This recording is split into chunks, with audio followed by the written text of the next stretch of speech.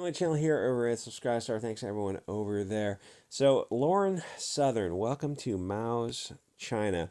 So her parents were banned by Airbnb for her wrongthink in a North Korean style of punishment. If they don't think punishment for you is enough, they can always go after your family. They could also find accounts that you associate with on social media and ban them as well. Where does it end? Well, unless our political representatives stop them, it won't ever stop. Why would it? These globalist companies will continue until somebody forces them to stop, and that's usually going to come through an act of Congress.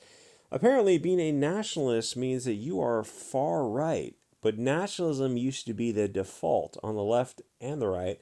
It seems like the window has shifted totally to globalism, and if you disagree, then you're just de facto Hugo Boss.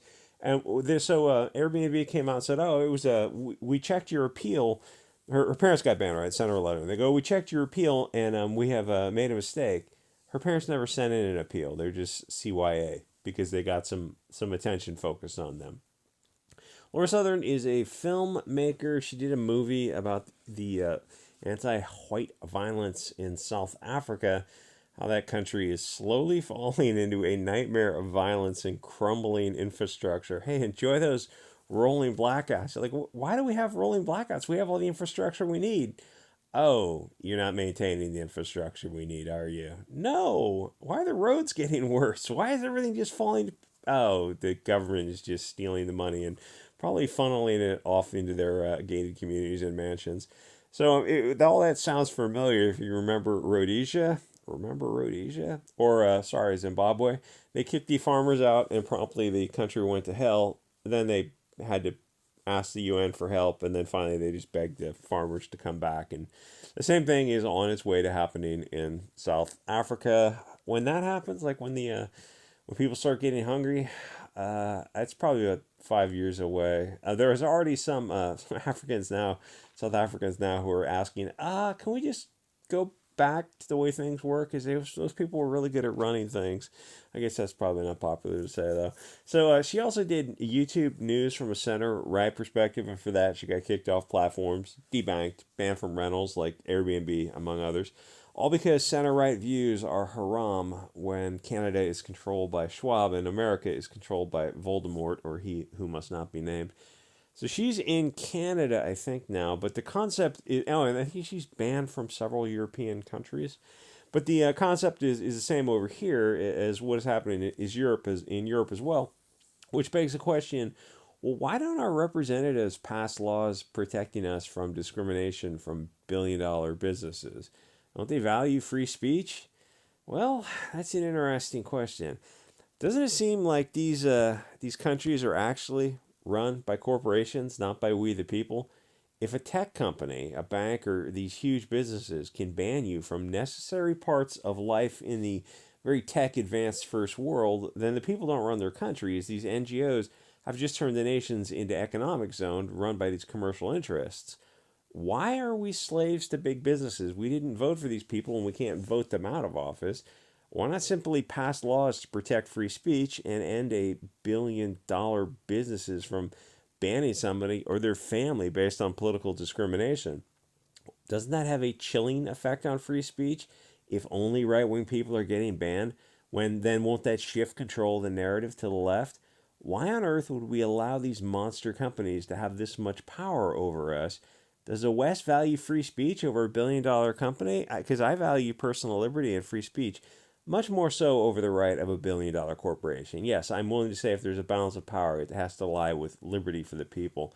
And I'm not talking about one little sandwich shop, with a fuck the draft situation, if you remember that case, or live free or die, where it's one person with a T-shirt, it's objectionable, somebody's banned for, political hat or something from one shop, but it's one local shop and there's alternatives. That's usually what the Supreme Court has used when determining balances of needs and compelling interests and things. And you look at things like social media, and there's no alternative to Facebook or Twitter. Those are what they are. Or Bank of America says, yes, there are alternatives. But even things like Airbnb, are there alternatives? Like, what if you need that to travel on business? It's like your life is being affected by these companies. And keep in mind, they have interstate contacts as well if you're looking about federal supremacy clause. Should a $1 billion company have that level of power? No, absolutely not. And I'm surprised that more people are not talking about this, or that our politicians don't do anything. And it's funny, the F the draft case and the live free or die stuff. It's like that. All this stuff used to be left wing free speech issues. And then I remember when the ACLU helped them march through, was it Illinois or something? They went to bat for him for the free speech event. It's like, yeah, the ACLU doesn't take First or Second Amendment events if they're if they're right of center. They don't take Second Amendment stuff at all anymore. American Civil Liberties Union, and they don't take any First Amendment issue if it's a right of center group. The American Civil Liberties Union no longer represents the American civil liberties. I think there is a new true civil liberty unions that is formed up. I forget the name of it though, but it's like, we can form up true civil liberties groups, but we don't get the funding. We don't get the institutional investments that the SPLC, ADL, and ACLU get. Those are $1 billion in offshore accounts for them. So here's the thing about our politicians: they don't actually want free speech on the right or the left. They don't want you with the ability to criticize them and their policies. They're fine with NGOs being the de facto masters of the slaves, as long as the politicians are getting paid consulting fees by their corporations. The outrage isn't just that Lauren's parents got banned from a business; it's that Lauren also got banned. And if you're if you're right of center, you're looking at her as like, she's not. We're not trying to go to bat for her. We're going to bat for the principle of free speech, and to be free from discrimination on by $1 billion, the most powerful. Speak truth to power. Oh, no, but these $1 billion corporations should have the right to censor you. What happened to the left wing? What happened to the left wing? They got subverted somewhere in the past 20 years. So no, she shouldn't be banned. Her parents shouldn't be banned. No PayPal, Patreon, hotels, car rentals, banks, or social media should be able to ban you. That's insane that we're such sheep that we just mildly accept it. And this affects the political process as well. Social media companies determine who is selected for office. Is it elected or is it selected?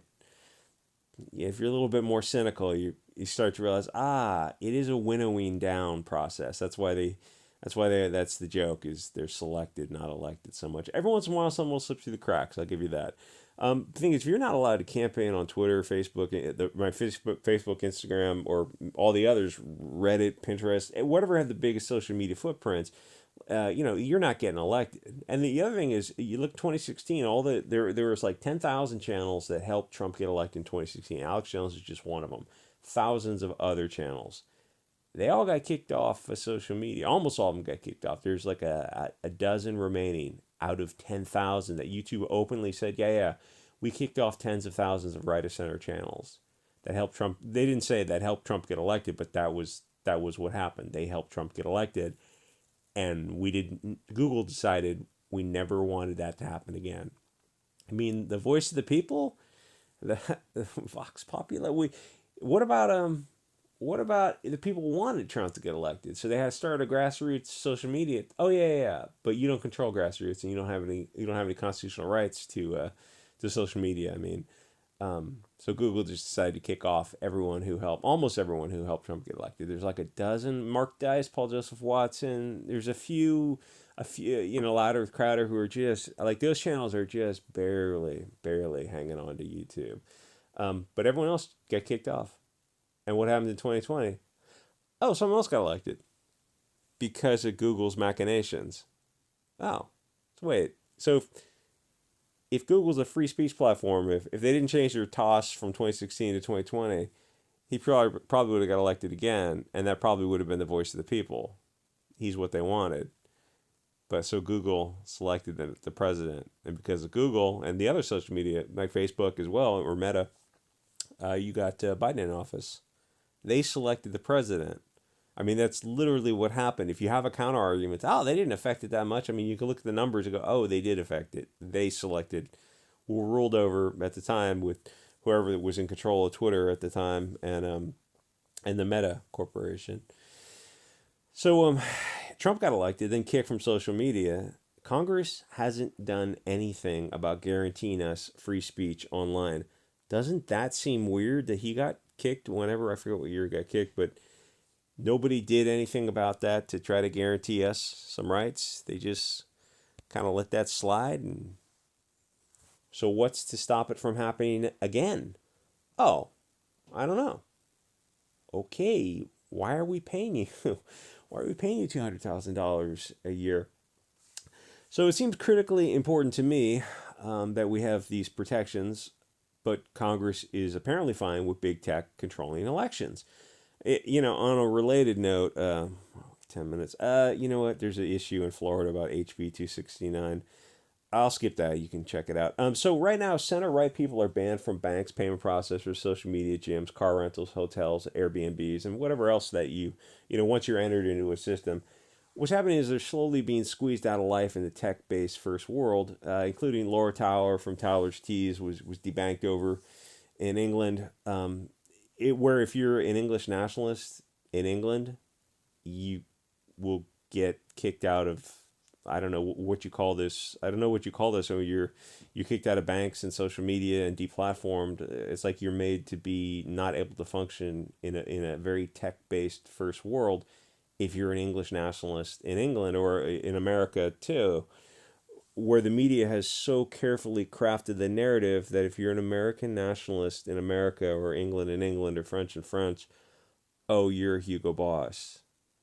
That's insane. Because at one time, left or right, people were very fierce nationalists, even if you were on the left. So you're banned from anywhere that uses credit cards, payment processors, car rental companies, maybe even put on no-fly lists from basically everything. So how are you able to participate in this democracy?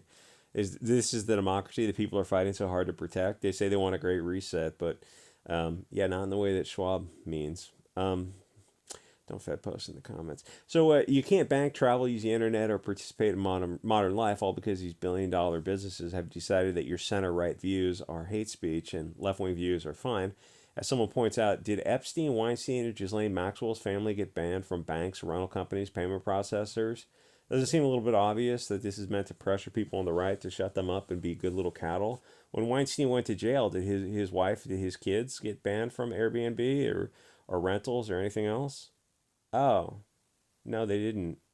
It just right of center. Lauren Southern, like a milquetoast conservative, her parents got banned, and it's like it's happened. There's Mark Collette and Lawrence Howell over in England.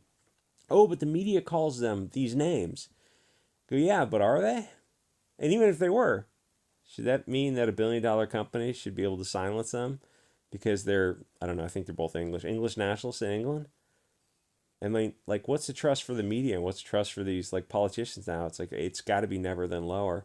Anyway, so why on earth would any democracy accept censorship from tyrannical, massive companies?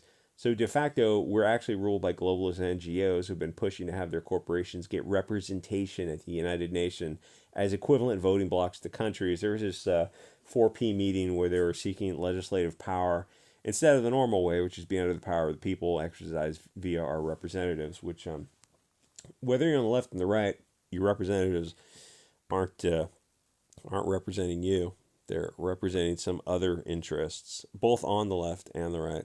Anyway, yeah, it was not a mistake. I think you can shove that one up your rear end. Like, comment, subscribe. Thanks to LG and Vegan and Frog, everyone else over on Subscribe Star, and I will see you guys all next episode.